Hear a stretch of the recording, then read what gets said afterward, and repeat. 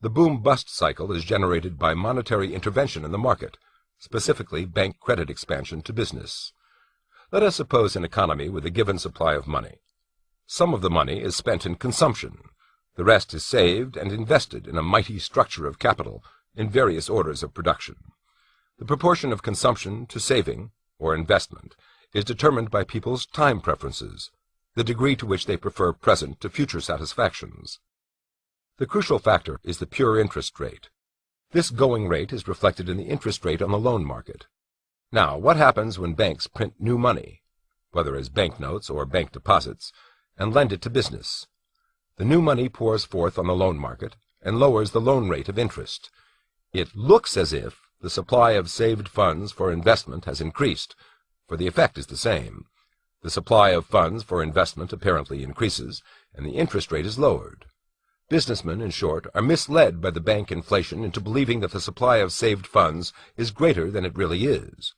Now, when saved funds increase, businessmen invest in longer processes of production, i.e., the capital structure is lengthened, especially in the higher orders most remote from the consumer.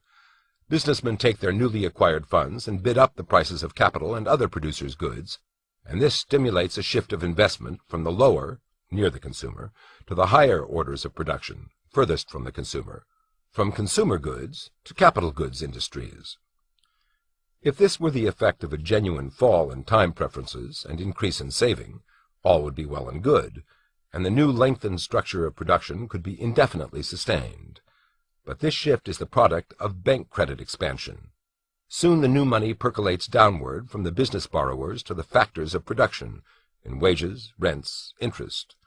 Now, unless time preferences have changed, and there is no reason to think that they have, people will rush to spend the higher incomes in the old consumption/investment proportions. In short, people will rush to re-establish the old proportions, and demand will shift back from the higher to the lower orders. Capital goods industries will find that their investments have been in error, that what they thought profitable really fails for lack of demand by their entrepreneurial customers. Higher orders of production have turned out to be wasteful, and the malinvestment must be liquidated.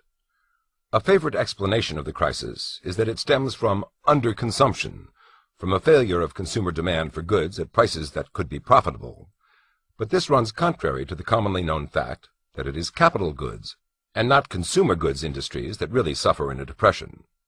The failure is one of entrepreneurial demand for the higher order goods, and this in turn is caused by the shift of demand back to the old proportions. In sum, businessmen were misled by bank credit inflation to invest too much in higher order capital goods, which could only be prosperously sustained through lower time preferences and greater savings and investment. As soon as the inflation permeates to the mass of the people, the old consumption/investment proportion is reestablished, and business investments in the higher orders are seen to have been wasteful. Businessmen were led to this error by the credit expansion and its tampering with the free market rate of interest. The boom, then, is actually a period of wasteful misinvestment. It is the time when errors are made due to bank credit's tampering with the free market. The crisis arrives when the consumers come to reestablish their desired proportions. The depression is actually the process by which the economy adjusts to the wastes and errors of the boom, and reestablishes efficient service of consumer desires. The adjustment process consists in rapid liquidation of the wasteful investments. Some of these will be abandoned altogether, like the western ghost towns constructed in the boom of 1816 to 1818 and deserted during the panic of 1819. Others will be shifted to other uses. Always the principle will be not to mourn past errors, but to make most efficient use of the existing stock of capital. In sum, the free market tends to satisfy voluntarily expressed consumer desires with maximum efficiency, and this includes the public's relative desires for present and future consumption. The inflationary boom hobbles this efficiency and distorts the structure of production, which no longer serves consumers properly. The crisis signals the end of this inflationary distortion, and the depression is the process by which the economy returns to the efficient service of consumers. In short, and this is a highly important point to grasp, the depression is the recovery process, and the end of the depression heralds the return to normal and to optimum efficiency.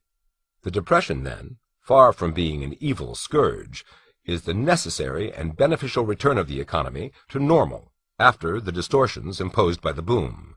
The boom, then, requires a bust. Since it clearly takes very little time for the new money to filter down from business to factors of production, why don't all booms come quickly to an end?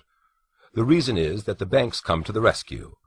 Seeing factors bid away from them by consumer goods industries, finding their costs rising and themselves short of funds, the borrowing firms turn once again to the banks. If the banks expand credit further, they can again keep the borrowers afloat. The new money again pours into business, and they can again bid factors away from the consumer goods industries. In short, continually expanded bank credit can keep the borrowers one step ahead of consumer retribution. For this, we have seen, is what the crisis and depression are: the restoration by consumers of an efficient economy and the ending of the distortions of the boom. Clearly, the greater the credit expansion and the longer it lasts, the longer will the boom last. The boom will end when bank credit expansion finally stops. Evidently, the longer the boom goes on, the more wasteful the errors committed, and the longer and more severe will be the necessary depression readjustment. Thus, bank credit expansion sets into motion the business cycle in all its phases: the inflationary boom, marked by expansion of the money supply and by malinvestment; the crisis, which arrives when credit expansion ceases and malinvestments become evident; and the depression recovery, the necessary adjustment process by which the economy returns to the most efficient ways of satisfying consumer desires. What, specifically, are the essential features of the depression recovery phase? Wasteful projects, as we have said, must either be abandoned or used as best they can be. Inefficient firms, buoyed up by the artificial boom, must be liquidated or have their debts scaled down or be turned over to their creditors. Prices of producers' goods must fall, particularly in the higher orders of production. This includes capital goods, lands, and wage rates.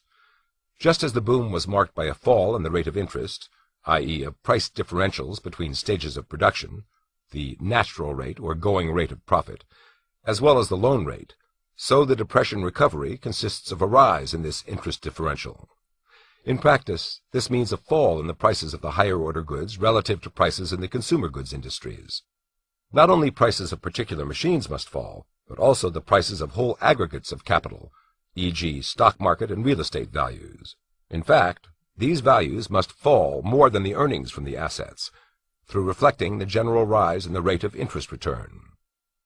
Since factors must shift from the higher to the lower orders of production, there is inevitable frictional unemployment in a depression, but it need not be greater than unemployment attending any other large shift in production.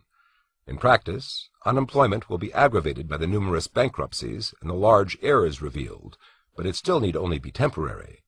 The speedier the adjustment, the more fleeting will the unemployment be. Unemployment will progress beyond the frictional stage and become really severe and lasting only if wage rates are kept artificially high and are prevented from falling.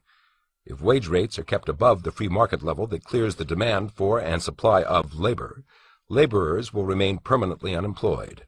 The greater the degree of discrepancy, the more severe will the unemployment be.